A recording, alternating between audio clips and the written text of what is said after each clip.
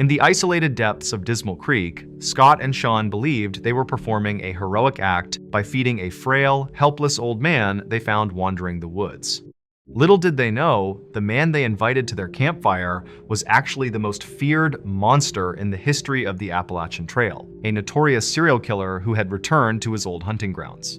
The warmth of the dinner was shattered in an instant when the old man suddenly drew a weapon and began a brutal, senseless human hunt. Why would this man betray those who saved him, and what chilling secrets lay behind the collection of women's clothing and bizarre rituals that police later discovered in his hidden lair? Before we get into the story, so that we can get to know each other better, I would like to know which cities this content is distributed to and what time you watch it. Please like, comment, and subscribe so that this channel continues to grow. Thank you. On the afternoon of May 6th, 2008, a 54-year-old man called Ricky Williams stood on the riverbank casting out his line into the waters of Dismal Creek in western Virginia. Ricky was hoping to get lucky and catch some trout, but he'd been out here fishing for 30 minutes so far, and there were no bites. Normally, Ricky wouldn't care because he loved just fishing for hours and hours at a time. But today, he and his dog, who was right with him, were really hungry because they'd been out in these woods camping for several weeks now, and their food supply was finally dwindling down to the end. And so if they didn't catch any fish today, they might not eat. Now, for context, where Ricky was fishing, Dismal Creek, despite its bleak name, it was actually a beautiful, secluded spot on top of a mountain that was on the Appalachian Trail. The Appalachian Trail is a very famous 2,200-mile-long trail that runs up and down the east coast of the United States. And why that is relevant is because there's this special code for people that hike on the Appalachian Trail. And the code, which all hikers know, is basically if you come across another hiker on the Appalachian Trail, it is your responsibility to help them if they need help. And it is their responsibility to help you if you need help. So it's this community of hikers that are always looking to help each other. And so Ricky was very aware of this code on the Appalachian Trail, and he was secretly hoping, as he cast his line over and over again and didn't get any bites, that a hiker or a group of hikers might come by this area, and maybe they would see him and come down and learn that he needed food, and they might just give him some of their food. But another half hour passed and no hikers came by, and still Ricky could not catch any fish. But then suddenly, Ricky's dog, who was right next to him, began to whine and kind of began shifting around like it was sensing a predator in the area or something. But as Ricky was trying to calm his dog down, he began to hear a voice in the woods right behind him. Somebody was moving towards him. And when Ricky heard this voice, on the one hand, he was pretty excited because maybe this is a hiker who can give him some food. But on the other hand, Ricky couldn't help but feel really uneasy. Now, you need to understand that Ricky was an older guy, he was kind of frail, and over the past few weeks that he'd been camping with his dog, as his food supply had run down, he had become skinnier and skinnier and skinnier, and so he really did not pose any sort of threat to anybody. He's like this weak older man. Now, generally speaking, the Appalachian Trail was a very safe place, but over the last few decades, there had actually been several murders that took place on the Appalachian Trail, and in fact, one of those killings took place less than 2 miles away from where Ricky was fishing with his dog. And in that double homicide, a very well-known killer named Randall Lee Smith had stabbed and shot to death 2 hikers. And so while Ricky was really looking for help from fellow hikers, at the same time, he couldn't help but feel somewhat apprehensive. Because again, Ricky was like this small, frail guy, and Ricky was well aware of these murders, and he was well aware of the fact that he was super close to one of the murder sites. And so Ricky was totally on edge as he's listening to this male voice get closer and closer, and then finally, this man in his early 30s steps out from the tree line, and he looks over and he sees Ricky, and for a second, the two men just kind of look at each other. But then this guy just grinned at Ricky and said, "Hey, how you doing?" And immediately Ricky felt relieved because he could tell just from looking at this guy that very likely he was not a threat. The man introduced himself as Scott Johnston, and he told Ricky he was actually camping in the area with a friend of his, and they were out here fishing just like Ricky. And Ricky pretty much immediately said, "Oh, great, nice to meet you. Do you have any food for me?" And Scott was like, "Absolutely." And he dug into his bag that he had with him, and he pulled out a couple energy bars and a bag of chips, and he threw them over to Ricky. And he also gave some fresh bait to Ricky so he too could cast out again. And for the next couple of hours, Scott and Ricky just stood on the riverbank and fished together. And after a while, the trout did start biting and they did start catching fish. So the day kind of turned into a great outing for Ricky. And it got even better because as soon as the men were done fishing, Scott asked Ricky if he wanted to join him and his friend back up at the campsite for dinner. And remember, Ricky had no food, so this was an amazing invitation. And he said, yes, of course, I'd love to join you. So the two men packed up their stuff right as the sun was going down, and then they began walking back into the forest where Scott had emerged from. And as they were walking, Scott's fishing pole got tangled on a low-hanging branch, and he was really struggling to get it out of the tree. And so finally, he just told Ricky to, go on ahead. My campsite's right up there. It's a straight shot. Just go up the hill, and you'll see it. Ricky asked Scott if he was sure, and Scott said, no, it's totally fine, go ahead. So Ricky said, okay, and he walked the rest of the way up the hill, and then when he walked out of the tree line into the clearing where Scott's campsite was, immediately what Ricky noticed was this enormous man who was like twice the size of Scott, and so 4 times the size of Ricky, kind of hunched over the campfire. This massive figure, presumably Scott's companion, caught the sound of Ricky entering the clearing. Keep in mind, it's the dead of night in a remote location. The man slowly turns around, only to find a complete stranger standing right there, but Scott has completely vanished. And so this guy, he grabs a club, like a piece of wood, and he looks at Ricky kind of menacingly, like, what are you doing here? And Ricky, who was so caught off guard by just how big this guy was, he put his hands up and he said, I'm so sorry, Scott sent me up here. I don't know if this is the right site. I'm sorry. But just at that moment, Scott had finished untangling his fishing line, and he came out of the tree line, and he patted Ricky on the back, and he said, oh, you've already met my friend Sean. And as soon as he said that, Sean looked like he basically let his guard down. He put the wood down, and he stopped glaring directly at Ricky. But Ricky felt like Sean was not happy that Ricky was in his campsite, even though clearly Scott is the reason that Ricky is in this campsite. And so Ricky just felt really uncomfortable. And at the same time, Scott is ushering Ricky closer to the campfire to take a seat next to Sean. Sean's a great cook. He'll cook up this fish for us. It's going to be great. Take a seat. Ricky felt kind of annoyed that Scott was really forcing him to stay. But Ricky didn't want to be rude and just kind of abruptly leave, so he did take a seat next to Sean, who definitely was not excited to be sitting next to Ricky, and Ricky just kind of sat there waiting to see what would happen next. And what happened next is Scott walked over to Sean and handed off all the fish that he and Ricky had caught so that Sean could begin to prepare them, to cook them. And then as Ricky is still just sitting there right next to Sean, Scott walked away from the campfire up to his truck, which was parked right next to Sean's Jeep. And Scott turned on the radio and began blasting country music. And when Ricky heard this music, he kind of winced because to him, part of the reason the outdoors, the Appalachian Trail, being out in nature, part of the reason it was so wonderful was for the peace and quiet. And so it felt kind of like borderline disrespectful to be out in the middle of this beautiful place, blaring country music. And so to Ricky, he just couldn't help but feel like there's something off about these two guys. They just seem really disrespectful and kind of pushy and maybe aggressive. And so Ricky is just not happy. But again, Ricky didn't say anything and didn't attempt to leave because, again, he's really hungry and so is his dog, and he needs to eat that fish. A moment later, Scott walked back from the truck and took a seat next to Sean, and then he, along with Sean, pulled out their knives and began deboning the fish. And as they were doing this, Ricky, again, is just kind of sitting there doing nothing, and so he kind of meagerly asked, hey, can you give me a knife and I'll clean a fish? But Sean and Scott kind of waved him off and said, don't worry, we got this. And so Ricky just continued to sit there nervously as all he could watch was the flashing of the light bouncing off their blades. But eventually, Scott and Sean finished deboning all the fish and they put their knives away. And at that point, they began cooking the fish over the open flame.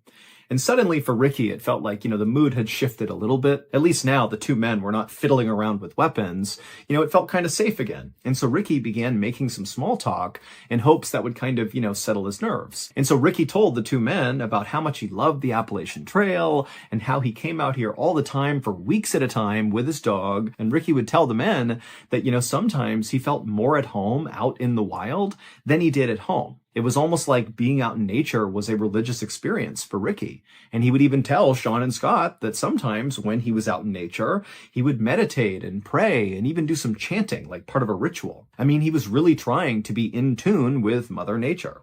But as Ricky continued to tell Sean and Scott about his personal life, he noticed the two men were definitely paying attention and kind of nodding along at appropriate points in the story. But at the same time, Ricky felt like these two men were also kind of looking at him like Ricky was kind of weird, as if they were not prepared to come out and say it. But after hearing all these things about his life, it was like, what's going on with this guy? And so Ricky suddenly felt really embarrassed about being so open with these two guys who once again just seem like they don't quite like him or even really want him here. But luckily, right at that moment, the fish were done, and so the men just sat there in silence and wolfed down the food. By the time they finished, right about 8 p.m., it was very dark outside, and Ricky at this point is just ready to go. He just felt so uneasy here. And so after putting down his plate and his silverware and saying thank you to Sean and Scott for their hospitality, he quickly got up and grabbed his dog, and he began walking into the woods towards his campsite. But after Ricky and his dog had walked maybe 10 or 15 feet away from this campsite,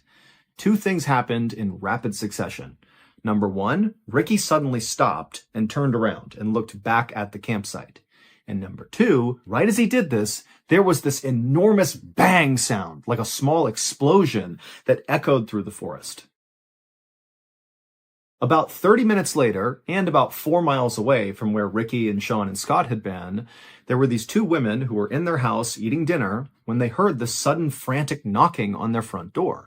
Now, these women live in a very isolated part of the country, and so the women were very concerned. One of them rushed over to the phone just to be ready to call the police, while the other very carefully made their way towards the front of the house, and they kind of peered out the window, but they couldn't see anything outside. It was too dark, and so they went to their door, which was still getting pounded on by whoever was out there, and the woman, she unlocked the door, and she opened it just a crack, and what she saw nearly made her faint. There was a man standing on her porch who was absolutely covered in blood, as if he had been fully submerged in a tank of blood. I mean, he is all red. And the man had his hand over his neck. And the woman who opened the door, she looked at him and she saw that there was this rhythmic pulsing of blood pumping out of his neck that was in time with his heart. This man is clearly bleeding to death. So the woman frantically screamed for her companion to call emergency services, shouting that someone was dying right there. As the call was being placed, the man on the porch weakly pleaded for help, murmuring something about Dismal Creek before he suddenly slumped to the ground. And this was so shocking for the woman who had opened the door that she just stood there staring, having no idea what to do. But then she happened to look up and she noticed there was a Jeep that was idling out on the road in front of her house that she hadn't even registered until now. And so either this guy got dropped off or he drove that Jeep. But before she could even begin to understand what had just happened, an ambulance and a whole bunch of police cars came screaming up and parked in front of her house. And then the medics got out, they rushed up, and they grabbed the bleeding man, and they put him in the ambulance, and they rushed him off.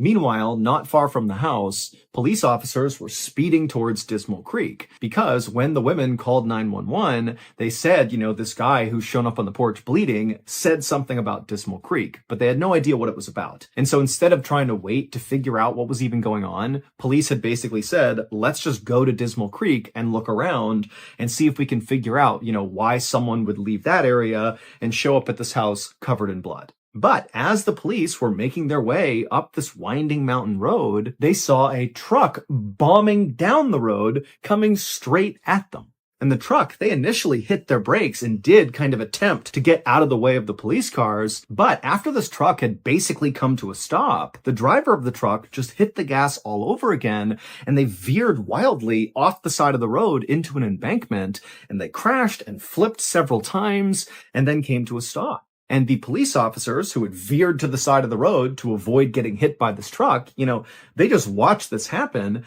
and they couldn't understand why the driver had gunned it again after stopping and then seemingly intentionally drove off the road. It almost seemed like the driver was trying to crash. And so the police, they got out of their car and they approached the wrecked truck with their guns drawn. But when they looked into the vehicle, they saw there was a single occupant, the driver, and he was still somehow alive. So the police got him out of the vehicle and they called an ambulance, but they actually sent an officer with the ambulance to escort them because the police were actually pretty suspicious of this truck driver. Because remember, they were going up that road to get to Dismal Creek to see what had happened there that would lead to another man showing up on somebody's doorstep in the middle of the night covered in blood. And now they have this truck driver who looks like he's speeding away from Dismal Creek, who crashes his truck.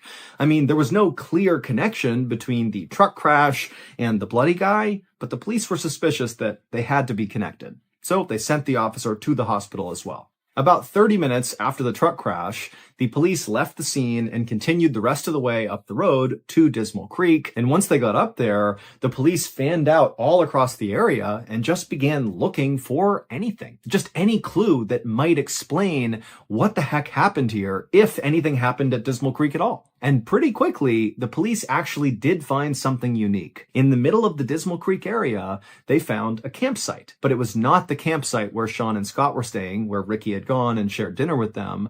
This was a different campsite. And not long after searching this other campsite, police concluded that whoever was staying here did not seem like they were mentally well. This seems like a mentally unstable and potentially dangerous person lives here. So the campsite was really simple. It was just a tent and a campfire.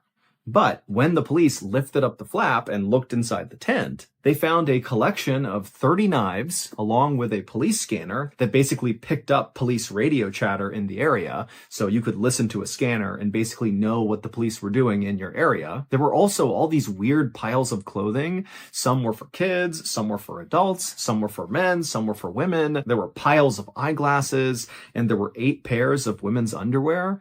And then also there was a map of the Appalachian Trail inside of this tent, and all over this map along the trail were all these spots that were circled, but there was no information about what these circles meant. However, one of the places that was circled was Dismal Creek. And then next to the map was a radio, and inside the radio was a cassette. And so the police just hit play, and immediately what they heard totally creeped them out, because the tape sounded like some kind of satanic ritual. It was basically this one man's voice just kind of howling and chanting over and over again. But by far, the most shocking thing that was found inside of that tent was a single piece of paper. And this piece of paper was a birth certificate, and the name on the birth certificate was a name that basically all police in this area knew, and in fact, anybody living in or around the Appalachian Trail definitely would know this name. And the identity of this person, the name on the birth certificate, was the key to putting together all these seemingly disconnected events that had happened on this night. From the explosion when Ricky walked away from the fire, to the bloody man at the house, to the truck crash, they were all connected through this single person. A few hours earlier, after Ricky had gotten up and walked away from Sean and Scott's campsite, and then after barely making it onto the trail, he had turned around and there was that loud explosion. Well, at that point in the story, Ricky, who's now looking back at the campsite and looking at Sean and Scott, he can see that the two of them, they've heard the sound too, and they were now staring at each other with looks of absolute shock and terror on their faces. But then Ricky watched as Sean reached up and touched his face, and he put his hand out in front of his face, and it was covered in red. And the reason for that was because Sean had just been shot in the face, because that loud explosion was the sound of Ricky shooting his gun at Sean. And as Sean and Scott stood there staring at each other in absolute disbelief, Ricky, who's still in the tree line, ran towards the fire and just kept on shooting. And so Sean, at this point, as he sees Ricky coming into the campsite, he stands up and kind of staggers back and falls on the ground. But Scott, who's not hurt at this point, he just gets up and starts running away from the campsite. And Ricky turns his attention towards Scott, and he shoots at him, and he hits him straight in the neck and also in the back. But somehow Scott just kept on running despite these horrible wounds.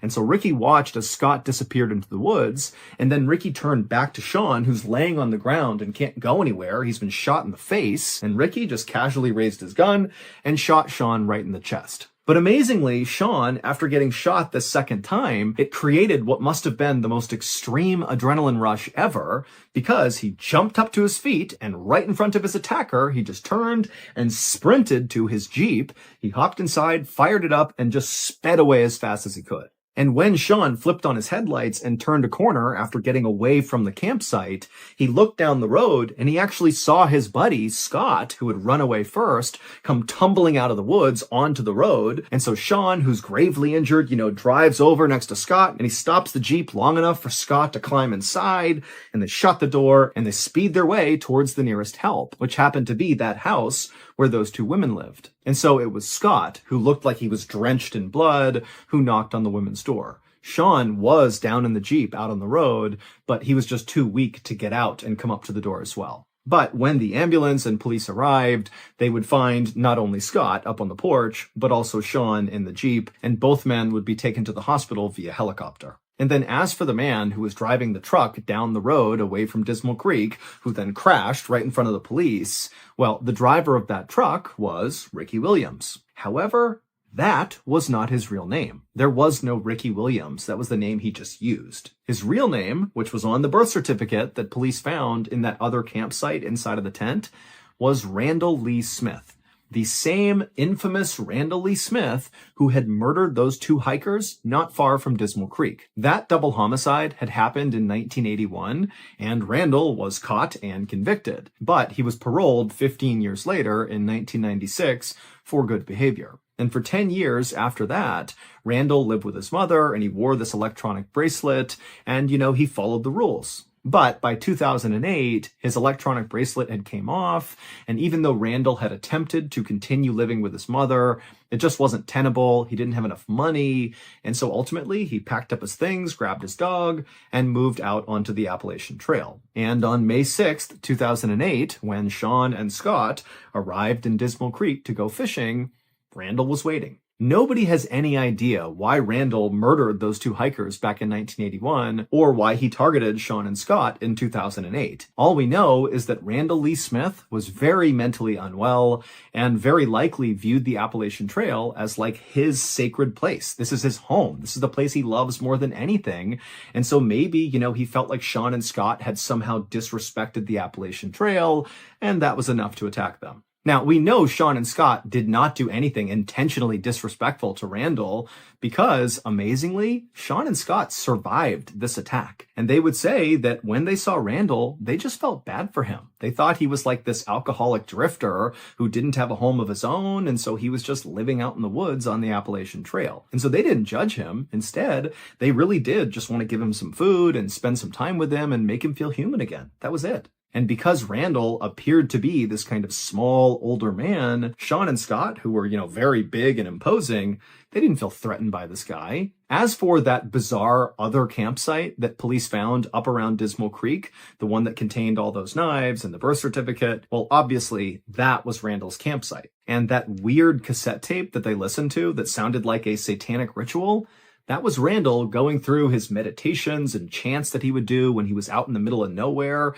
It was like his way of respecting Mother Nature and the Appalachian Trail. And then all those items that were found inside of his tent, the different clothes and the eyeglasses and the women's underwear, it's believed those could be Randall's other victims. However, when police pulled DNA samples from all of those items that were found inside of his tent, like the clothes and the underwear and the eyeglasses, well, those DNA samples did not match any of the missing people or murder victims in the police's database, and so that wasn't useful. And then also, police went to all those places on that map that were circled, and with the exception of obviously Dismal Creek, they didn't find anything else at the other locations that suggested any violent event had happened there. So only Randall knows the truth, which means we will never know the truth, because just 4 days after Randall was pulled out of that truck that he crashed, he died in police custody from a blood clot that formed as a result of the crash. And in those 4 days that Randall was in custody, he never gave up that there were any other victims. Today, Sean still has a bullet in his head and in his chest, and Scott still has big scarring on his neck and on his back. But both men have made a full recovery, relatively speaking, and they still go back to Dismal Creek all the time to go camping and fishing. On the morning of June 18, 2016, a 45-year-old hiker named Zhang Shenpeng stood at the entrance to the famous Maclehose Wilderness Trail in southern China. He reached into his backpack, pulled out his phone, aimed it at the trail, and took a photo. Now, this trail was very beautiful, which is why he was taking a photo of it. But it also had a reputation for being a very dangerous trail. It was located in an area called the Sai Kung Peninsula, and the trail itself was about 100 kilometers long, or 62 miles.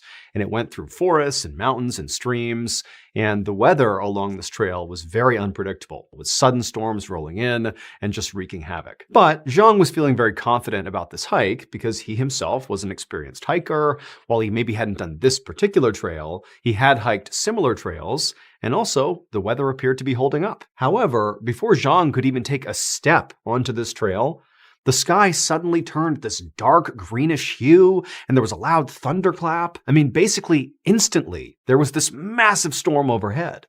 Zhang couldn't believe it. He just stood there watching as this unbelievable storm rolled in, wondering what he should do. I mean, again, he had not prepared for a storm. It was supposed to be nice out. But as he's kind of weighing whether or not he should just turn around and head back home because it was now too dangerous, the sky, just as suddenly as this all began, cleared. And it was suddenly beautiful and bright out, and the storm was gone. Now, at first, Zhang was not entirely convinced that the storm was now just magically gone. And so for a few minutes, he just stood there waiting in case it came back. But it didn't. The sky remained beautiful and clear. And so eventually, Zhang posted that photo he had taken of the trail, and he captioned it with something to the effect of, very strange weather out here, but I'm continuing my hike. And then after posting the photo, he put his phone away and began walking down the MacLehose Trail. At first, as Zhang headed off into the forest, he made good time. It was warm out, but not too hot, and his pack was fairly light. And also, the views were just stunning. Every time he came to a rise on the trail, he could look out and see the waves of the South China Sea, and the air was so clear and crisp. I mean, it was a really relaxing and beautiful place to be. Certainly a big change from what he was used to, which was the noise and crowds of the city. And so Zhang just continued on his hike, stopping periodically to take more photos. But after about an hour of this hike, when things were still going really well, Zhang reached this fairly steep incline on the trail, and he began walking up it. There had been past inclines on the trail, and he had been fine. But as he began maneuvering up this particular incline, he began to feel kind of woozy. In fact, more specifically, he began to feel like the air all around him was getting really hot, like somebody was turning up the temperature all around him. And so Zhang, he stopped as he was making his way up this incline to kind of catch his breath.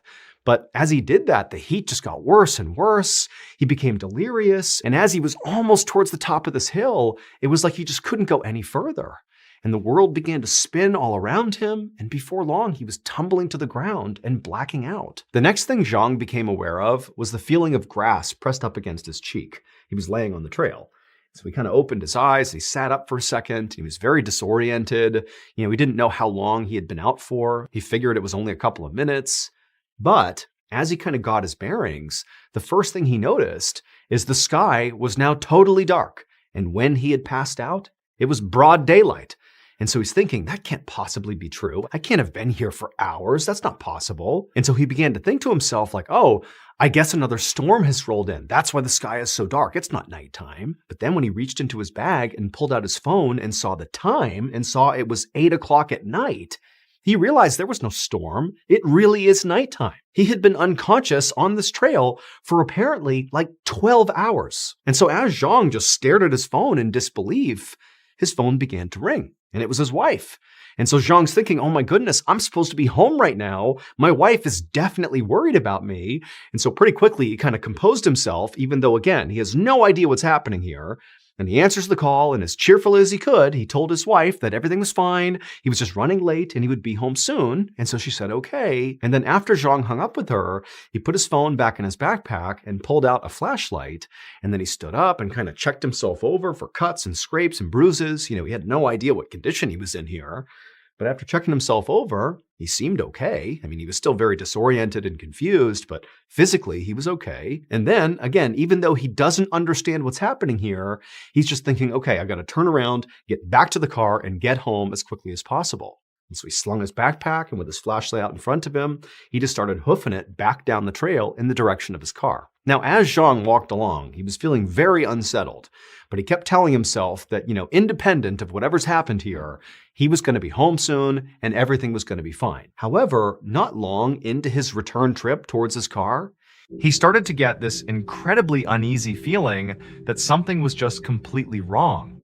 As the feeling took hold, he suddenly realized that the forest, which had been so full of life and noise, was now totally silent. No insects, no animals, and the nearby stream made no sound at all. It was as if he were standing in a void.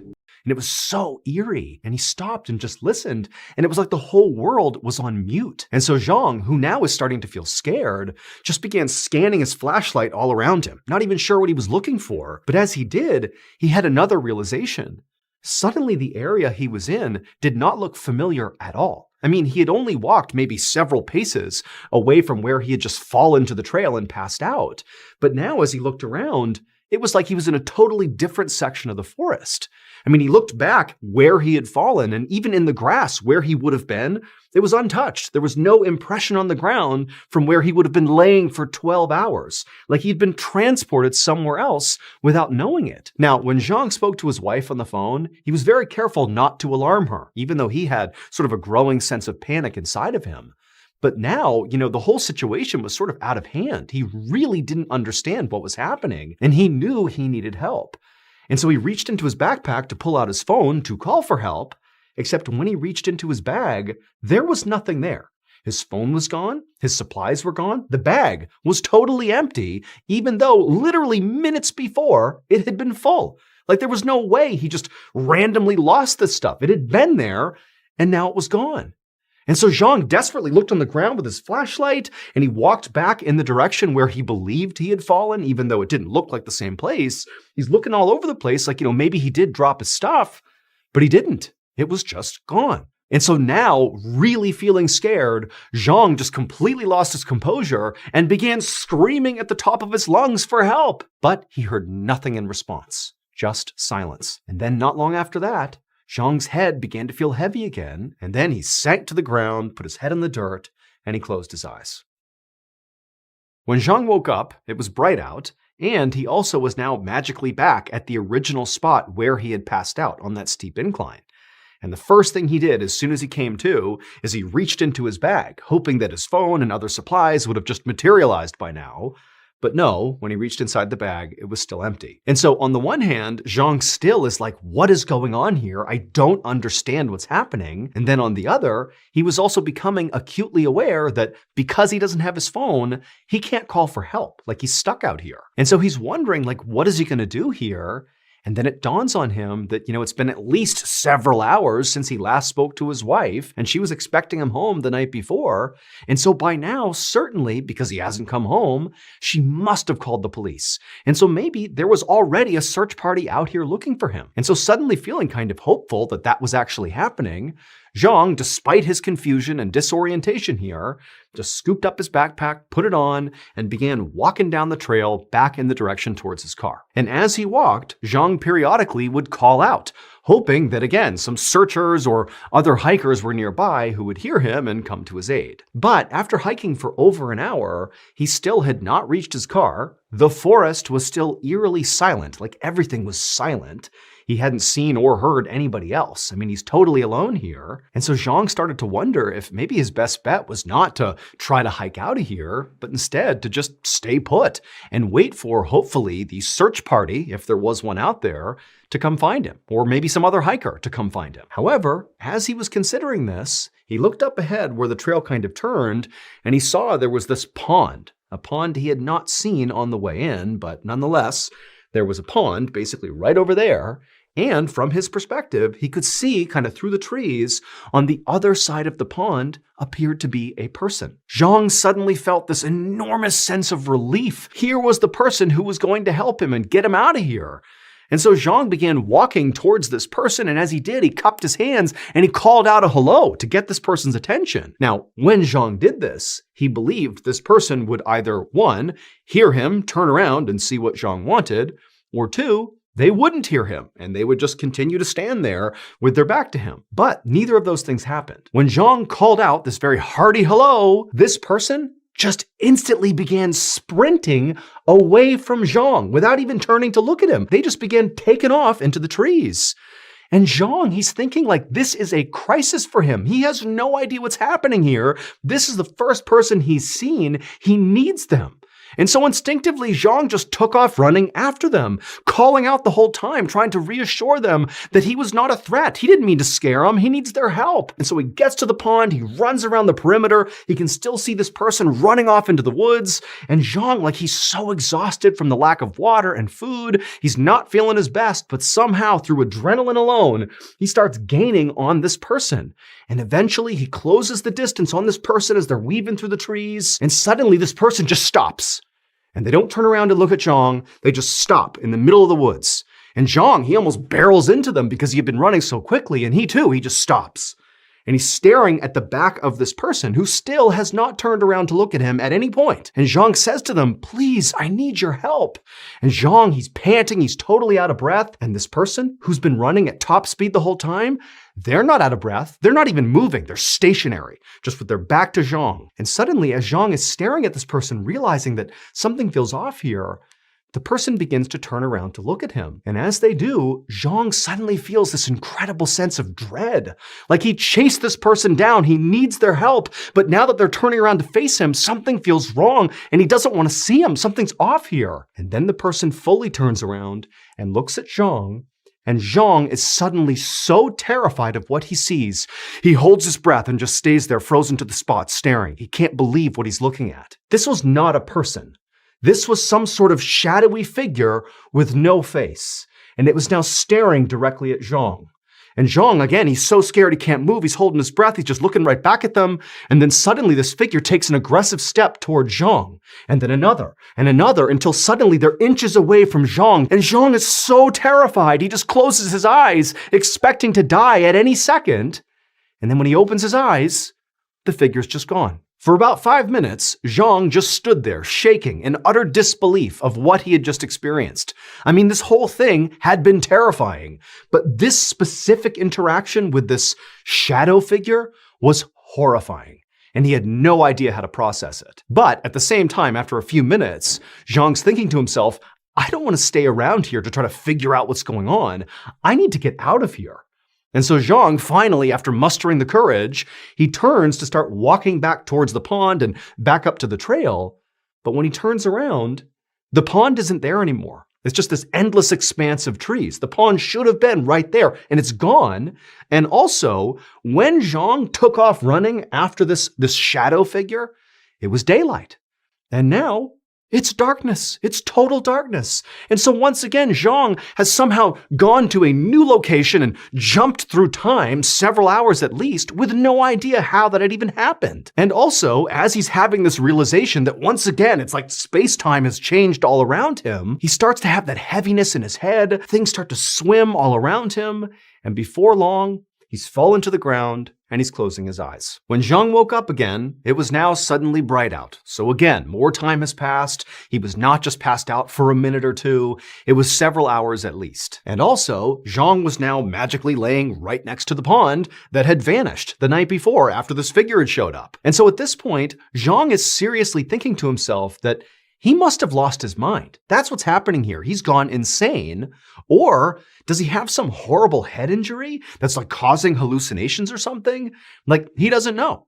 But at the same time, all he can do at this point is just get up, try to get back to the trail, and try to get back to his car and get back home. That's all he can do. And so that's what he did. Zhang made his way back up to the trail and began walking down the trail in the direction that he believed was back towards his car. But after trekking for a while, nothing looked familiar at all. It felt as though he was hiking down a completely new path that he had never set foot on before. The forest continued to be eerily silent, and every time he called out for help, he got nothing in response. And then eventually, Zhang reached a section of the trail that kind of sloped down, and when he got there and he looked out ahead of him, he saw down below there was this huge cemetery. Now, Zhang had studied this entire area before coming out on this hike, and he knew there was no cemetery in the middle of the MacLehose Trail. Like, this can't be here. But remember, by this point, Zhang has seen and experienced things that he cannot understand. So he doesn't even know what's real and what's not anymore. And so as he's looking at the cemetery, he told himself this has got to be some hallucination. This can't be here. But after walking down the hill and entering the cemetery, he reached out and touched the headstones, And they were very real. This cemetery absolutely, for right now anyways, was real and right in front of him. And as he looked at the dates on these headstones, he could tell the cemetery was at least 200 years old. And so as Zhang is taking in this new information, He lifts his gaze and spots a group of figures a few hundred meters away, gathered around a grave. For a fleeting moment, Zhang is overwhelmed by an incredible sense of relief. Finally, there are people here. He figures they are visiting relatives and could help him. But just before Zhang rushed over to ask for their assistance, he watched one of them sort of turn their bodies, and they looked back at Zhang. And instantly, Zhang's body was overcome with terror once again. Because this person was not a person. This was a faceless, dark figure, just like the one he had encountered near the pond. And there was this horrible sense that this thing was looking right at him. And so horrified, Zhang just turned and ran away. That night, Zhang found himself inexplicably back at that small pond. Didn't even know how he got there, but at this point, he wasn't questioning anything, because he didn't understand any of this. And as he was next to this pond, at some point, he had that heaviness come over him, and before long, he was on the ground, closing his eyes. However, this time, as he sort of slept or became unconscious, he entered into this sort of dream state, where he became aware that there were whispers all around him. Somebody or something was trying to communicate with him, and at first he couldn't tell what it was. But then he realized it was like the earth was talking to him. It was like the rocks and the nearby water were literally speaking to him. And for some reason, this felt sort of comforting, even though, again, he has no idea what to make of this. And then when Zhang woke up again, it was bright out, and all of a sudden Zhang was aware that the forest was alive again. There were sounds coming from everywhere, animals, insects, there was water sounds. It was like things were back to normal. And Zhang, he also had this incredible clear-headedness that he hadn't had for the past several days. It really was like things had gone back to normal. And so Zhang stood up and he heard the sound of running water nearby, and he followed it to a stream. And so he decided he would just follow this stream right on out of the MacLehose Trail. Like this was going to be the way he would get out of here. But after walking for hours and hours along the stream, he still had not found his way out. The sun was now directly overhead, beaming down on him. He was so hot, he was tired, he was moving slower and slower. His optimism was beginning to fade. And then he looked up, and just up ahead, he saw something that destroyed any of the optimism he had left. Because right up ahead were 3 more shadow figures with their back to him. It was like they were blocking his way towards freedom. And so as Zhang tensed up and prepared to turn and run back deeper into this trail that he was trying to escape, one of these shadow figures turned, and they looked directly at Zhang. And when they did, everything changed. Because Zhang instantly realized this was no shadow figure. This was a real person. They had a face, and they were calling out to him saying, "Hey, do you need any help?" And Zhang was so relieved, so happy. He couldn't even say anything back. He just fell to his knees and wept tears of joy. He was finally saved. It would turn out Zhang's wife had called the police on that first night when Zhang didn't come home.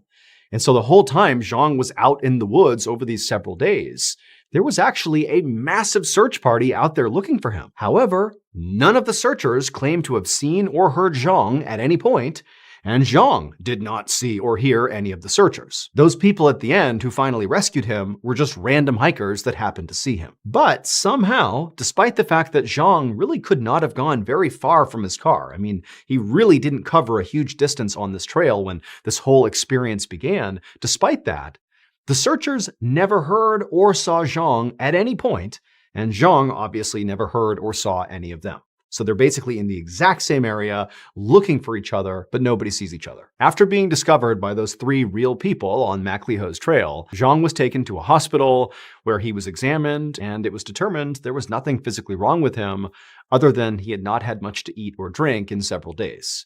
In fact, the official explanation for what happened to Zhang was just that he was really dehydrated. However, Zhang didn't buy that explanation. And when Zhang left the hospital and got back home, he immediately began digging into the history of the MacLehose Trail. And he would quickly discover that he was not the first person to have a totally wild, bizarre, borderline paranormal experience out on that trail. It would turn out the MacLehose Trail cuts across a geographic line called the Sai Kung Barrier. This is an area of the Sai-Kung Peninsula that is generally considered to be a portal to other dimensions. And there have been enough people to have otherworldly experiences out on this trail that loosely match what Zhang claims to have seen and experienced, that they dubbed the area this trail is in as the Bermuda Triangle of South China. And adding even more intrigue to this area is the fact that several other very experienced hikers have gone missing along this trail, and they've had huge search parties sent out for them,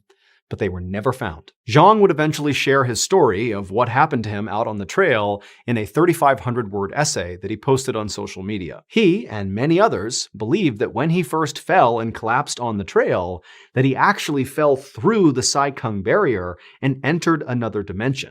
That for those days that he was wandering around having no idea what was happening to him, that he wasn't really in this dimension anymore. He was somewhere else. Zhang believed the only reason he was able to escape this other dimension was because on his final night in this other place, he began to hear the sounds of the rocks and the water whispering to him.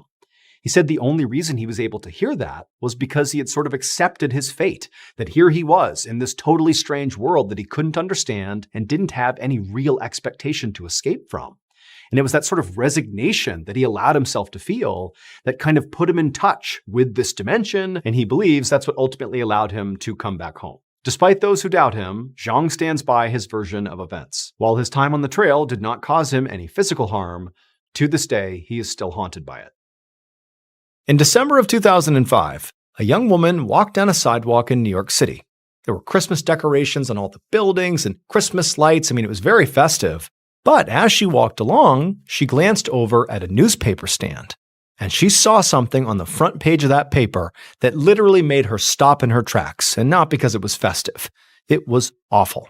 Right there on the front page was a picture of the one thing in her life that she'd hoped she would never, ever see again. Early on the evening of Sunday, November 27, 2005, a 21-year-old woman named Catherine Woods leaned towards the mirror to put on her eyeliner inside the bathroom of her small apartment in New York City. Catherine's phone was sitting on the bathroom counter, and she heard it buzz, but she didn't even look to see who was calling.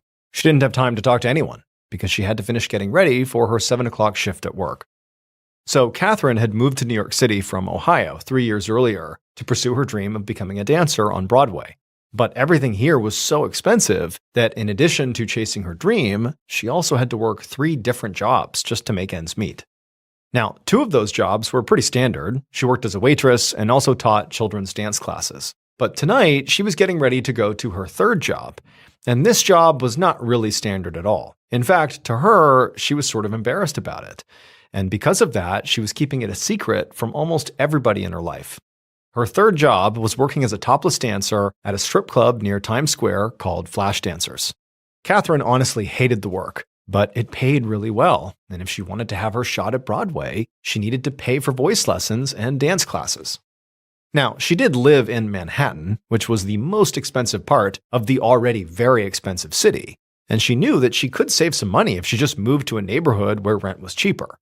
But when she had first moved to New York, she had lived in a less expensive neighborhood for that reason, and unfortunately, her landlord had sexually assaulted her. The experience had been so traumatic that Catherine had, at the time, considered just leaving New York and going back to Ohio and just being done with this place.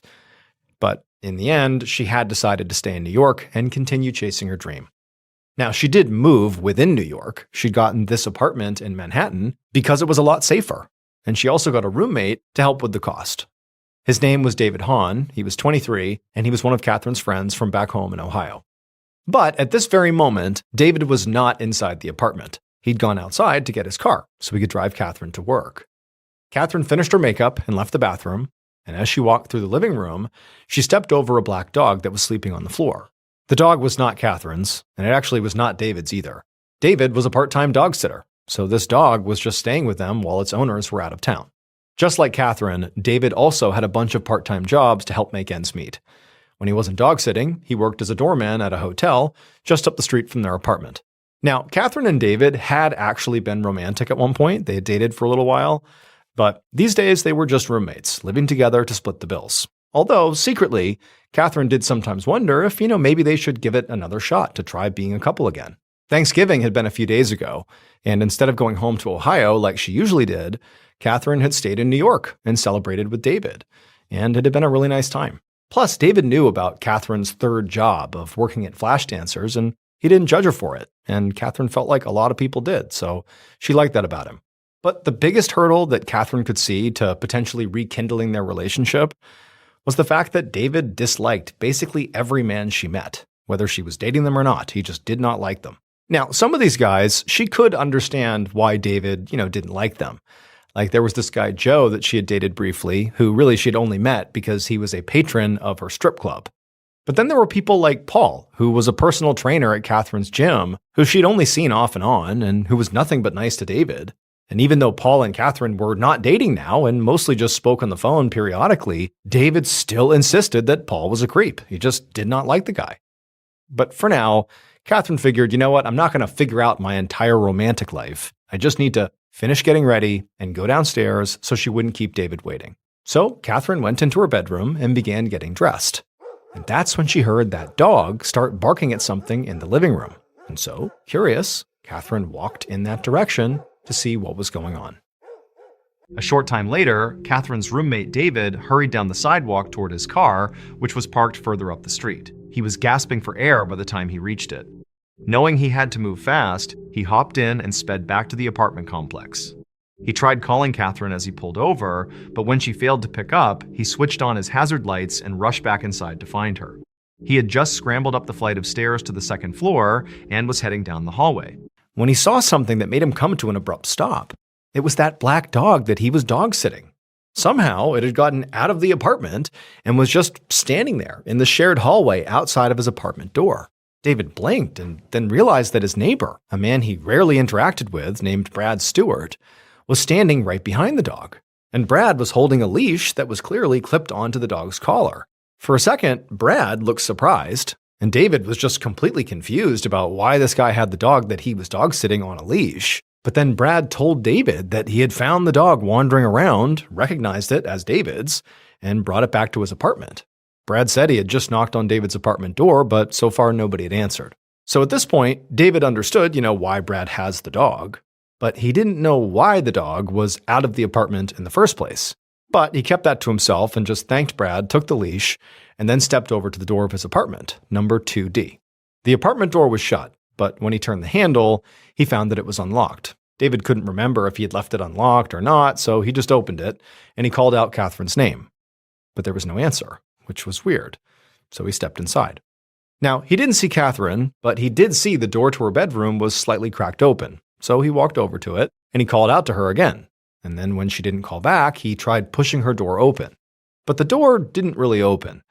It instead swung maybe a few inches and then stopped. And David felt resistance on the other side, like something maybe on the ground was holding the door from opening all the way. And so now, with all these strange things happening, David's starting to feel pretty worried.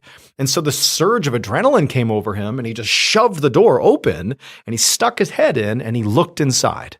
And when he saw what was in there, he immediately pulled back, turned around, ran into the hallway, and he called the police. Roughly 30 minutes later, at about 7:30 p.m., an NYPD detective by the name of Stephen Gatz ascended the stairs of a Manhattan apartment complex.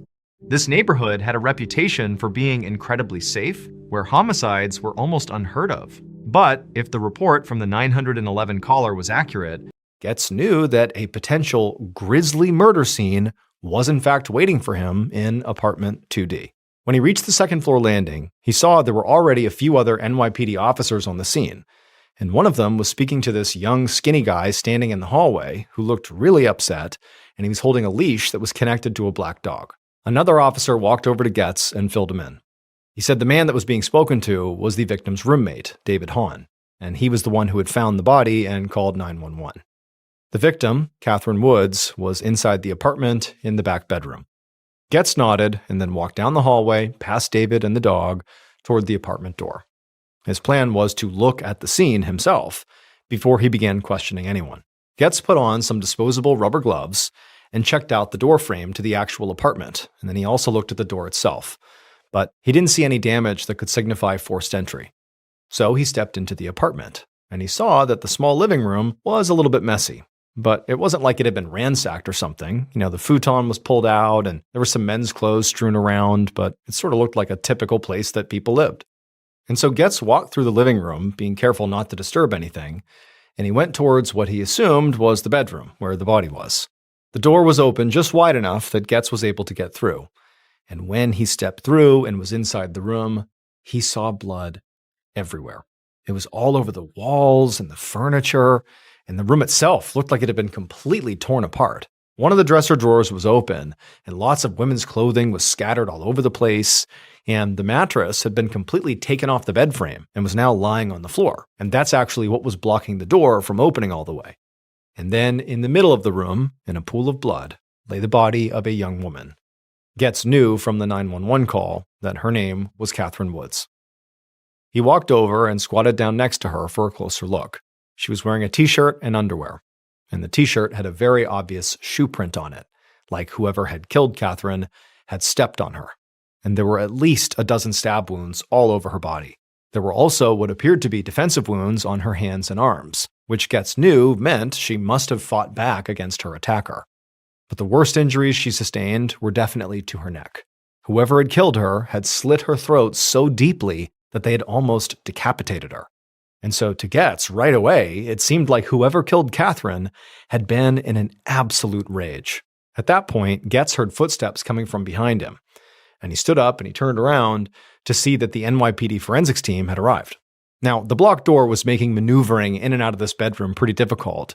So one of the first things the forensics team did was to pick up the mattress and carefully lean it against the wall, so the bedroom door could now swing open all the way. Then Detective Getz just stepped back and let the forensics team get to work. He watched as they pulled that shoe print off the t-shirt Catherine was wearing, and then also there was a second identical shoe print that was on her bed sheets that they also grabbed. To Getz, both of these prints did appear to be from the exact same shoe, and to the naked eye, these prints appeared, at least to Getz, to belong to very likely an average-sized man. Detective Getz was immediately curious about something, so he stepped out of the bedroom into the living room, and he quickly found a couple pairs of men's shoes lying on the floor. And although the tread of these shoes did not match the prints he had just seen in the bedroom, they did appear to be the exact same size. An hour later, at about 8:30 p.m. on November 27, 2005, Detective Getz sat down at a table inside of an interview room at the NYPD's 19th Precinct. And once he did, he handed a bottle of water across the table to David Hahn, the roommate of the murder victim, and Detective Getz' current number one suspect. There had been no sign of forced entry at the apartment that David and Catherine shared, which meant that Catherine's killer either had access to the apartment or was let inside by somebody who did. And the murder had been committed with a knife in a really savage way that struck Getz as being a personally motivated attack. Even though Catherine's bedroom had been trashed, nothing seemed to have been stolen, and because Catherine had been found partially undressed, there was potentially a sexual motive at play as well. So Getz's working theory here was that this murder was committed by a man who knew the victim well and had easy access to her living space. And David fit that profile to a T. Plus, he apparently wore the same size shoe as the killer. Although, as Detective Getz settled into his chair and brought out his notepad, he did a quick scan of David's forearms and his hands, and he saw that David had no visible cuts, scrapes, or bruises. The detective thought that Catherine's killer likely would have some injuries there because she had obviously been fighting for her life. She would have left a mark on them. But Getz didn't say anything about this to David. Instead, he just leaned forward and he asked David to walk him through what had happened that day. David's hands were shaking a bit, but he took a deep breath to calm himself, and he said that he had been at the apartment with Catherine that night until about 6:40 p.m. That was when he had left to go get his car so he could come back and drive Catherine to her 7 o'clock shift at Flash Dancers. But he said retrieving his car had taken longer than he expected, because on the way, he had run into some of his coworkers from his doorman job, and he had stopped to chat with them. He said after he had done that and he had gotten his car and he went back to the apartment, he had expected Catherine to be waiting outside by the curb. But when he got there, there was no sign of her, and she didn't answer when he called her. So David said he'd ultimately gone inside and ran upstairs to the apartment, and in the hallway he had found his neighbor, Brad, who was oddly holding the leash of the black dog that David was supposed to be looking after. And then David said he went into his apartment, and that's when he found Catherine's body. David said he had called 911 right away. It was right around 7 p.m. And at this, Getz stopped writing on the notepad and just looked up at David. He couldn't believe what he was hearing. David was claiming that he'd only been out of the apartment for 20 minutes, and that in that narrow window of time, Catherine had been brutally murdered and the killer had also escaped. It honestly sounded like one of the worst alibis Getz had ever heard. But he didn't want David to know just how close he was to getting arrested for murder, because he didn't want David to get scared and stop talking. So Getz kept his tone very sympathetic as he asked how long David had known Catherine for. David said they had met back in Ohio a few years ago while Catherine was visiting her hometown. They'd begun dating, and he had ultimately moved out to New York to live with her. But it wasn't long before Catherine broke up with him and then asked him to move out. But David said he had not been able to afford his own place, so he had started sleeping in his car. And Catherine had felt bad about that, so she had ultimately let him move back in on the condition that he slept on the futon out in the living room. By now, Detective Getz's pen was flying across the page, because David was not just Catherine's roommate. He was her ex-boyfriend, an ex-boyfriend who was the last person to see Catherine alive and discovered her body. Getz was more confident than ever that he was sitting across from Catherine's killer. He told David that everything he was saying was incredibly helpful, but right now he needed to go check on something. David agreed to wait, and Getz stood up to leave. But he stopped at the door, and he asked David for one last thing before he left. He asked what his shoe size was. And without missing a beat, David answered that he wore a 10.5. Getz jotted this down, and then he left. What he hadn't told David was the reason he was stepping out of the room was to go get some information from the NYPD's forensics team and the uniformed officers who were currently questioning David's neighbors. And once Getz had that information, he was going to use it to try to catch David in a lie.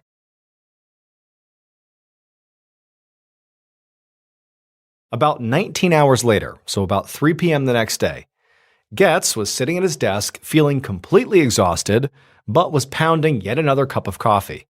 He'd been up all night interrogating David, who was still literally sitting right down the hall in the interrogation room. And also, Getz had been going back and forth with the forensics team and other officers and detectives who were out in the neighborhood, and he still had loads more to do before he could finally go to sleep.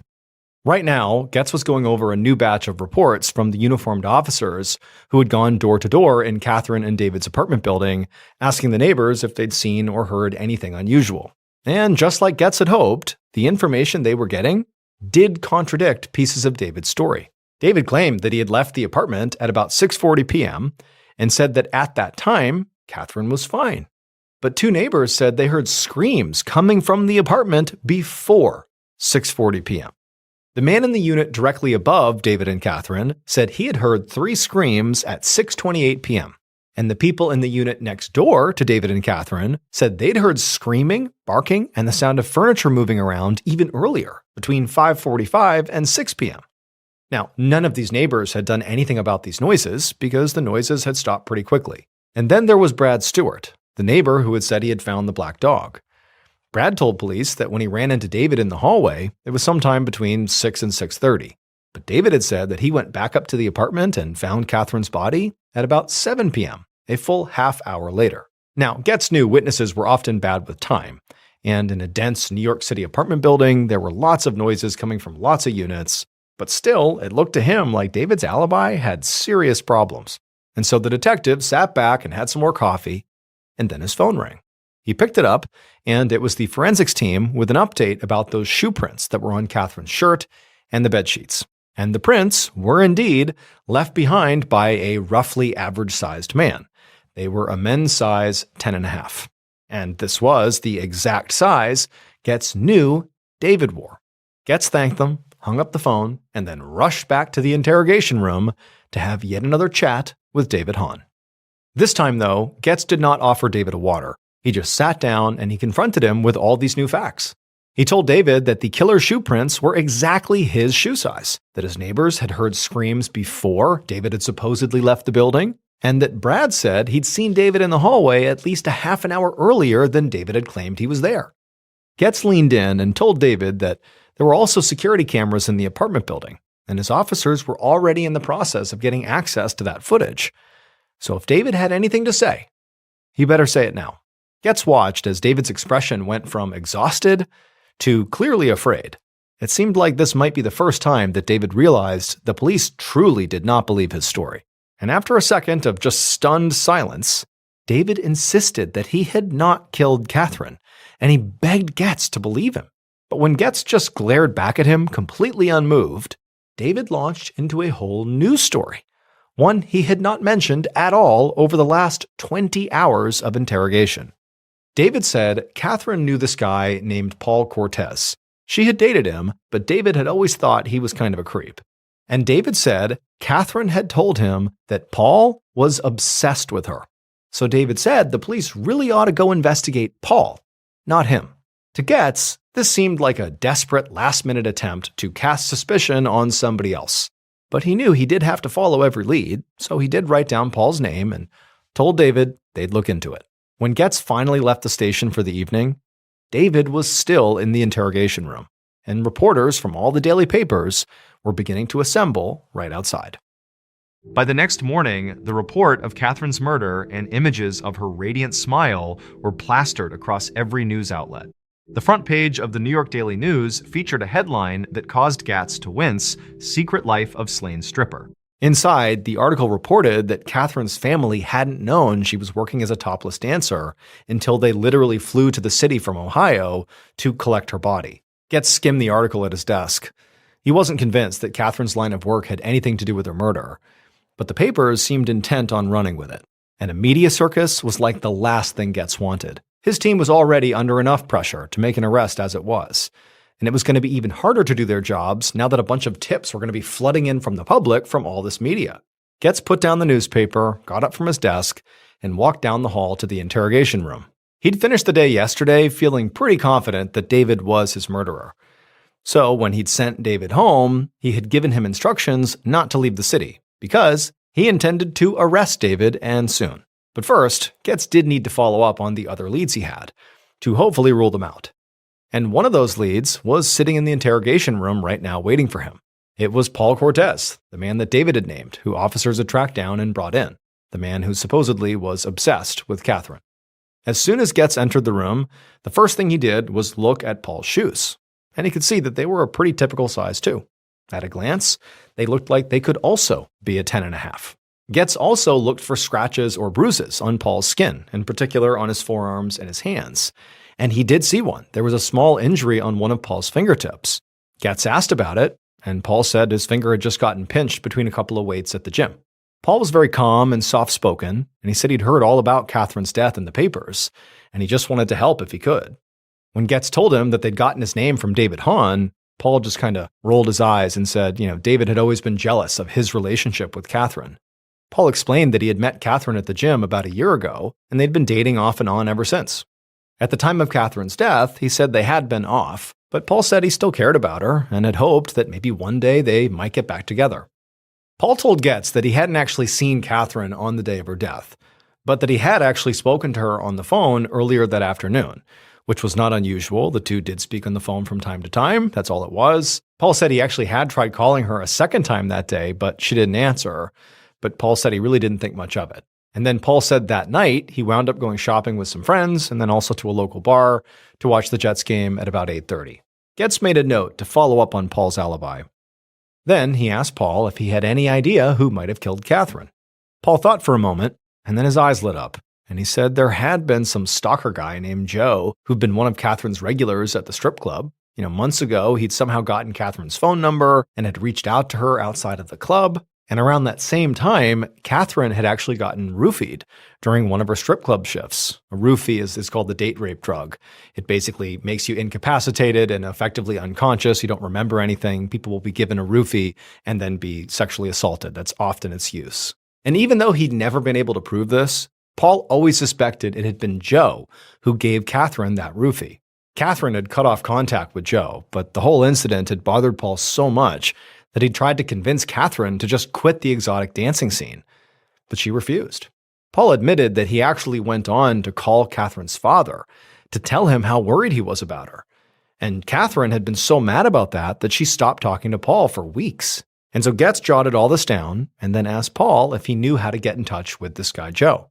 Paul said he didn't have Joe's number, but it was definitely in Catherine's phone. Because the last time Paul ever spoke on the phone with Catherine, on the afternoon of her death, she had mentioned something that really surprised him. She said that after months of silence, Joe had started calling her again, completely out of the blue. And at this, Getz studied Paul's face, looking for any hint of deception. This whole Joe story seemed like it might just be a way to deflect suspicion from Paul himself. But it really didn't feel like Paul was lying here. And besides, Catherine's phone records would be simple enough to verify. Getz hated to admit it, but maybe the newspapers were right. Maybe it was time he started looking seriously into some of Catherine's customers at the strip club. The following afternoon, on Wednesday, November 30th, Detective Getz was feeling really annoyed as he hung up the phone at his desk. It had been a call from another reporter, but Getz hadn't made an arrest yet, so he was staying tight-lipped. But for now, he just turned his focus back to the stack of papers on his desk. They were Catherine's cell phone records, which he'd subpoenaed yesterday, and they showed that Paul had been telling the truth. Both he and Joe had called Catherine shortly before she died. So he'd brought in Joe for an interview, and he asked him to explain why, after months of silence, he had called Catherine right before she turned up dead. And Joe had replied he'd only called her to check in, to say he hoped she had a nice Thanksgiving. He had claimed that he was really just trying to be friendly. But then Getz just asked Joe point blank if he had ever roofied anyone's drink before. And at this, Joe's eyes went wide and he kind of sputtered out that he would never dream of doing anything like that. But based on Joe's tone, Getz really felt like he was lying. And so now, Getz felt like the entire investigation was wide open. A few days ago, he had been absolutely confident that David was the killer, but men from Catherine's life just kept coming out of the woodwork. He now had 3 main suspects instead of just 1. In fact, at this point, his original suspect, David, was actually looking more innocent. Getz's officers had spoken to David's coworkers at the hotel where he worked as a doorman, and they confirmed that he really had stopped and talked to them on the evening of Catherine's death, just like he had claimed. And while Getz had hoped that the security camera footage from the apartment building would prove David was lying about his alibi, at least in terms of when he was there, it actually showed David leaving the front entrance of the building at 6:38 p.m., which lined up with David's story because he said he left around 6:40. Now, this did not prove that David was innocent. Based on what the neighbors had heard, she could have been killed before 6:38, but there weren't a lot of cameras in the apartment building, and no angle covered the hallway outside of apartment 2D. So the footage couldn't prove one way or another, whether Brad Stewart or anybody else for that matter had gone into the apartment while David was gone. Just then, his phone rang. Getz reached for it, expecting it to be another reporter, but this time he was pleasantly surprised. It was a member of the forensics team, and there was this obvious excitement in their voice. He told Getz that they'd just discovered something big, something they completely missed during their first sweep of Catherine's apartment. The forensics team member explained that when they'd first entered Catherine's bedroom, they had taken that mattress that was stuck behind the door and propped it up against the wall to get it out of the way. But when they'd done that, the mattress had actually covered up something that was right there on the wall all along. A bloody handprint. It was not until a couple of days later, after they'd carefully gone over everything else in the room, that they moved the mattress back down onto the floor, and that's when they found the handprint. Getz's face lit up when he heard this news, because now he knew all he had to do was go get handprints from all of his suspects, which seemed like that would be pretty easy to do. But he quickly realized he had a problem, because some of his suspects had already lawyered up at this point, and they were refusing to speak with police, let alone hand over their prints. And Getz really could not force them to give their prints unless he arrested them. And so that meant Getz was now in this weird catch-22, because he needed the suspect's prints in order to make the arrest, but he also couldn't get their prints unless he arrested them. So at this point, the investigation kind of stalled out. Weeks went by, and Detective Getz started to get really frustrated because there was just nothing he could legally do to push the case forward. However, the case was still receiving a ton of coverage in the press, and to a lot of people, it looked like the NYPD was just sort of dropping the ball here.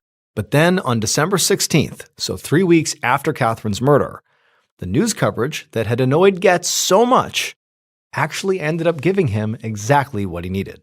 That day, a woman called the NYPD because of something she had seen on the front page of one of the newspapers in New York. And what this woman said led Getz directly to Catherine's killer.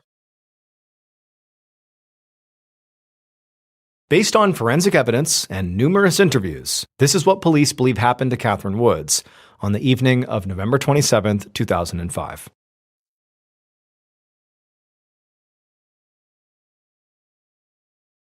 Shortly after 6:40 p.m., the killer climbed the stairs inside of Catherine's apartment building. They knew that at that very moment, she'd be getting ready for another shift at Flash Dancers. And the fact that she even worked there secretly really bothered the killer way more than they would ever let on. The idea of Catherine dancing and giving her attention to other men made the killer so jealous they couldn't even stand it. Now, the killer had tried to talk with Catherine and win her over, but she had rejected him. So the time for talking was over. And so the killer quietly walked up to the door of apartment 2D and reached down and turned the handle, which was unlocked. As they slipped silently into the apartment, the killer brought out the knife that they had hidden inside of their sweatshirt. But then something they had not anticipated happened. There was this dog lying on the apartment floor that got up and began to bark at them. For a moment, the killer thought about just abandoning the plan and leaving, but then Catherine, alerted by the dog, came out of the bedroom and looked right at the killer and saw the knife in their hand. Catherine screamed and ran right back into her bedroom, the very bedroom that she had made explicitly off limits to the killer. And just thinking about that, the surge of anger suddenly overtook them, and the killer charged into the room after her. Catherine was already on the other side of the bed, lifting up the mattress as a sort of barricade. But the killer just forced their way past it, and they grabbed Catherine from behind. But Catherine, she fought back. She began thrashing around, doing everything she could to break free. But she couldn't. And so they struggled and began smashing into the furniture and knocking things down all over the room. And it was around this point that the killer lifted up that knife they had brought, and they slit her neck as deep as they could. But even then, even with this fatal wound, Catherine kept on fighting. And she was so vicious that the killer actually had to brace themselves against a wall just to keep their balance. And in the chaos, the killer didn't realize, as they're fighting off Catherine, that they had placed a bloody hand on the wall, leaving a print behind. Finally, when Catherine fell to the floor, the killer was still blinded with their rage, and they just got down there and began stabbing her over and over again. And then finally, when Catherine stopped moving, the killer just jumped up and ran out of the apartment. But when they got into the hallway, they realized that black dog that had barked at them had gotten out. Now, the killer wanted the dog back in the apartment, but the dog was clearly on edge. They were still barking at the killer. And so instead, the killer just shut the apartment door, trapping the dog in the hallway. And then the killer fled the apartment building out the back door, where there was no security camera. And for weeks, the killer was not caught, until their violent past came back to bite them. Several weeks after Catherine's murder, a young woman who didn't know Catherine was walking down the streets of New York when she noticed a newspaper. And on the cover of this newspaper was plastered the face of the killer, who was currently a suspect in a murder case. And this woman was horrified because she knew this person. They, the killer, had sexually assaulted her about a year earlier, but she had never filed a police report. But after seeing that this horrible person was being actively accused of murder, she called the NYPD and she told them what she knew. And the NYPD's Special Victims Unit used this woman's accusation as the basis to arrest the killer. And finally, once they were under arrest, Getz was able to get their handprint. And those prints did in fact match the bloody handprint found on Catherine's wall. They belonged to Catherine's on-again, off-again boyfriend, Paul Cortez. David's suspicions of Paul had been right all along. Paul was a creep who had assaulted at least one other woman before he killed Catherine. Data collected from nearby cell towers would prove that Paul was near Catherine's apartment building immediately before her murder, and he had been calling her over and over again. When she ignored his calls, Paul waited until he saw David leave the apartment to go get his car, and then he hustled upstairs to the apartment, knowing Catherine would be alone. Even though David was only gone for 20 minutes, that was still long enough for Paul to get inside the apartment, murder Catherine, and slip away unnoticed. Paul was arrested about a month after Catherine's murder on Wednesday, December 23, 2005. He was found guilty of second-degree murder and sentenced to 25 years to life. On the afternoon of July 9, 2001, a 13-year-old boy named Cody Clausen carried a bag of camping supplies through the woods near Yellowstone National Park in Wyoming. Cody had come to the woods for a camping trip with his dad and his Boy Scout troop. But about 30 minutes earlier, he had broken off from the main group. They were over at camp, and he had hiked a couple of miles to his dad's truck to pick up some extra camping supplies. And now that he had those supplies, he had turned around and begun hiking back towards the rest of the group. As Cody hiked along, he kind of let his mind wander.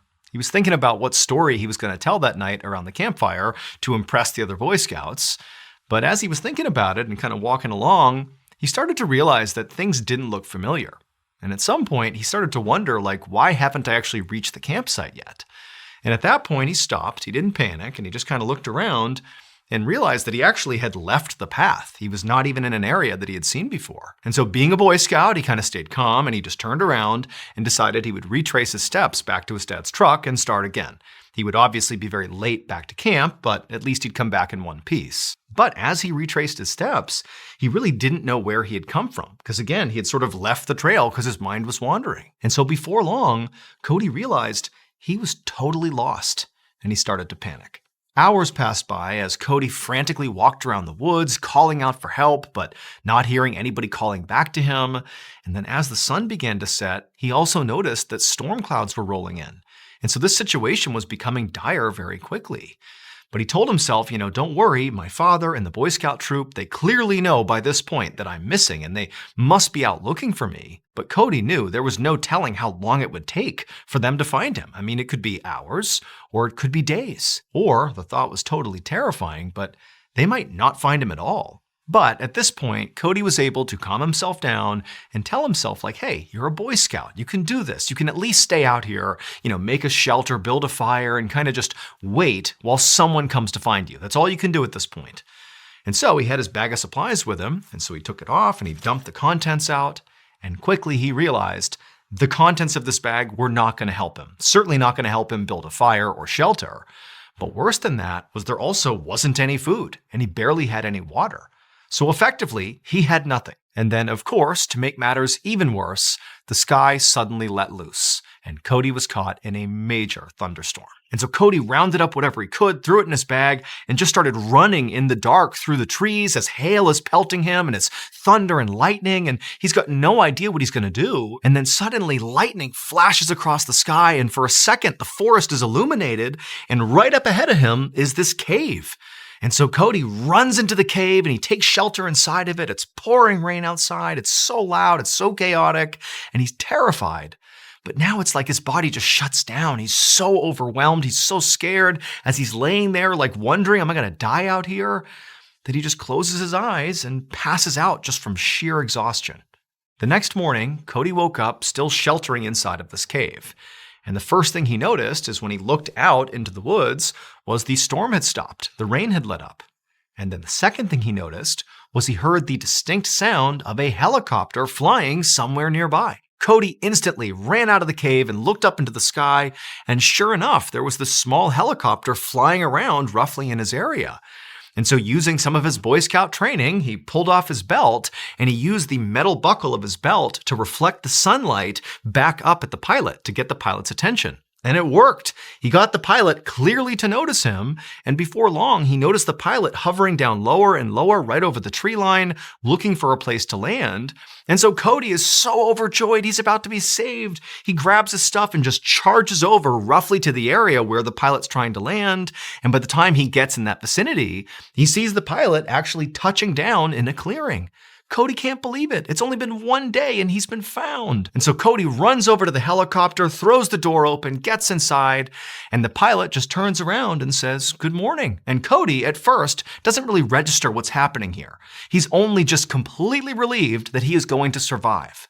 But then he pauses, staring at the pilot, unable to grasp who it was that had just come to his rescue. As it happened, the previous night when Cody failed to return to camp, his father and the Boy Scout troop reached out to the authorities, and soon after, a local search party was assembled. And one of those people who volunteered to be a part of the search was an amateur pilot who lived in the area. That helicopter pilot was the one who found Cody 10 miles away from his Boy Scout troop's camp. When that pilot reunited Cody with his father, Cody's father naturally assumed that, given the trauma of the last 24 hours, that Cody would not want to rejoin the Boy Scout troop and continue this camping trip, that he would want to go home. But instead, Cody said, no, I want to go back to the Boy Scout troop. I want to sit there and tell them what happened to me because now I have a campfire story that they are not going to believe. Cody had trekked 10 miles through the wilderness all alone, spent the night with bears out in a cave somewhere in the middle of a storm, and then ultimately got rescued by this amateur helicopter pilot who happened to be, at the time, one of the most famous people in the world. The amateur pilot was the actor who had played Han Solo in Star Wars, he was Indiana Jones, and had starred in several other major blockbuster movies. It was none other than Harrison Ford. In September of 1954, a 14-year-old boy named Rich shuffled his way down the hallway of a children's hospital in England. He coughed and wheezed as he slowly walked down the hall next to other sick kids as they made their way towards the hospital's classroom. Now, Rich didn't know what kind of lesson he and the other kids were going to get today, but frankly, he didn't care. Anything was better than just sitting in his hospital room, bored out of his mind. So Rich was in the hospital because he was suffering from tuberculosis, which is an infectious lung disease. And over the past 10 weeks, he'd been bouncing around to different hospitals, and in fact, his condition was still so bad that this hospital had informed his parents that Rich might need to stay in the hospital for another 2 years. And as awful as this sounded to Rich, this actually was not the first time something like this had happened to him. When he was 6 years old, his appendix burst, and then he contracted an infection that left him in a coma for several weeks. And then when he came out of the coma, he had to recover in a hospital for nearly a year. And all this time in hospitals had really impacted Rich's life, in particular in terms of how far behind he had fallen in school. And because his family was not a well-off family, they couldn't afford to hire a tutor to kind of keep Rich up to speed. And so basically at this point, Rich's education consisted of, whatever random classes these hospitals he was staying in sporadically had. Whenever they hired a teacher to come in and teach basket weaving or, shop class, whatever was available, that was his education. So that day, when Rich walked into the hospital classroom, he did not have high expectations about what he would be taught that day. He figured it was just going to be some random class that he would sit through that at least was keeping him out of his hospital bedroom. But the instant he saw the teacher for the day and saw what was surrounding the teacher, he felt a surge of excitement because the teacher was surrounded by musical instruments, and as a young boy, Rich had always dreamed of playing the drums. He had seen one day in a Windows shop a drum set, and he had wanted it so badly, but his family didn't have the money to pay for it, so he had never had a chance to do it. But now it seemed like Rich was finally going to get his chance. And so when the teacher began handing out the instruments to the kids, Rich demanded that he get the drum set. He would not play anything else. And the teacher was like, okay. And so he was given the drum. And then that day, the teacher led the class, through a couple of basic songs, and Rich played the drum, and he and everybody else were objectively terrible, like the music was awful. But by the end of the class, Rich was totally revitalized here. I mean, he hadn't discovered some special new talent for playing the drums, but he had discovered that he had this amazing passion for playing the drum. It was like all he wanted to do now. And he figured that because he was going to be stuck in the hospital for the foreseeable future, he would just spend all of his time on practicing playing the drum. So the following day, Rich went into a closet in the hospital and he found these long sticks that were normally used for knitting, and they became his drumsticks. And for the next year and a half, Rich basically banged these makeshift drumsticks on anything he could to practice. And then also every few weeks, when the music teacher came back to the hospital, Rich would go to those classes and he would try to learn as much as he possibly could from the teacher. And that was basically his whole life, was those classes and banging on everything he could. Finally, in 1955, when Rich was 16 years old, he was released from the hospital. He was finally cured from tuberculosis. However, despite having his health back, it isn't like his life suddenly got a whole lot easier. It isn't like, he left the hospital and, magically became this amazing drummer and that was his life. Instead, his family was really struggling financially, and so Rich couldn't go back to school. He basically had to get a job in a factory and work full-time just to help support his family. And for Rich, he felt like that was the right thing to do. He didn't resent his family. This is what his life was. And what he did is he found joy, while he was working in grabbing makeshift drumsticks and just banging on stuff any chance he could. And he figured that would be his life. He would just work and, find joy in drumming whenever he could. But Rich's outlook on life changed dramatically on Christmas of 1956, so a year after he'd left the hospital. Because on that Christmas, Rich's stepfather had secretly saved up all this extra money by working all these extra shifts and doing whatever he could to finally buy Rich his own drum set. To this point, Rich had not been able to have his own drum set. Everything was makeshift. And so that Christmas, he gets this drum kit, and Rich is like, this is the best gift I've ever been given. And he began practicing even more. And pretty quickly, he began playing with local bands every time he had time off. And before long, he became known as like a guy in town who was like one of the best drummers. And then shortly after that, right as Rich is kind of hitting his stride, being this kind of local celebrity, this local, very popular band fired their drummer. And so it made perfect sense that they approached Rich and said, hey, will you join our band? And Rich said, let's do it. By this point, Rich had become known by his stage name, Ringo Starr, and that band that recruited him was the Beatles. Around 11 a.m. on Sunday, October 20th, 1991, a 31-year-old man named Will woke up next to his wife in their home in Oakland, California. And the first thing Will noticed as soon as he was awake was the smell of smoke. Will got out of his bed and went to the window, and when he looked out, he could see there was this big plume of smoke coming from what looked like right outside of his neighborhood. And since he lived in California, where wildfires were unfortunately a common reality, he thought that's got to be a wildfire. So Will called 911 to report it, but the dispatcher told him that yes, that is a wildfire. It's on a mountainside, about 600 feet away from Will's house in his neighborhood. But they said the fire department was already all over it, and the smoke he was seeing was simply the leftover, after the fire had been put out. So no real threat here. And so after hearing this, Will's mind was put at ease. He thanked the dispatcher and hung up, and then he went about his normal morning routine. And as he brushed his teeth and took a shower, his mind began to wander towards work. So Will was a software developer, and he was in the middle of working on this video game about ants, like the insects, and how they go about building their homes. And Will was really excited about this game. But as Will left the bathroom and happened to look out the window that he looked out before and saw that plume of smoke out on the mountainside, any thoughts of his video game immediately vanished. Because now he was looking out and he saw this huge cloud of smoke that, in addition to being much bigger, there was also obvious flames licking up. Like clearly the fire is not extinguished, and worse, it appeared the fire was moving in the direction of his neighborhood, and pretty quickly. And so Will immediately grabs the phone and he calls 911 again, and he reports that, hey, I'm seeing a fire here. And he could tell just from the dispatcher's voice that they were kind of surprised. They felt like the fire was under control. Like, what are you talking about? And so Will realized, based on this response, I can't afford to wait for help. I mean, it's unclear if they even know what's going on here, and this fire appears to be moving right towards me. And so after hanging up with the dispatcher, Will knew he had to act. And so Will runs to his wife, who by this point, she's looking out the window too. She's terrified. And they're like, what are we going to do here? And they decide, we just got to evacuate. By this point, the fire is literally coming right towards them. The smoke is beginning to overwhelm them. And so they just grabbed a couple of bare necessities. They charged out of their house and they're looking down the street. And again, the smoke by this point is kind of, making it hard to see, but they can see other neighbors are frantically getting in their cars to evacuate as well. And Will and his wife, they're about to speed off when they remember their neighbors had gone away for the weekend and they had left their old parents to look after their 2-year-old kid. And they didn't have a car. And so Will's like, oh my gosh, he runs next door, he pounds on the door.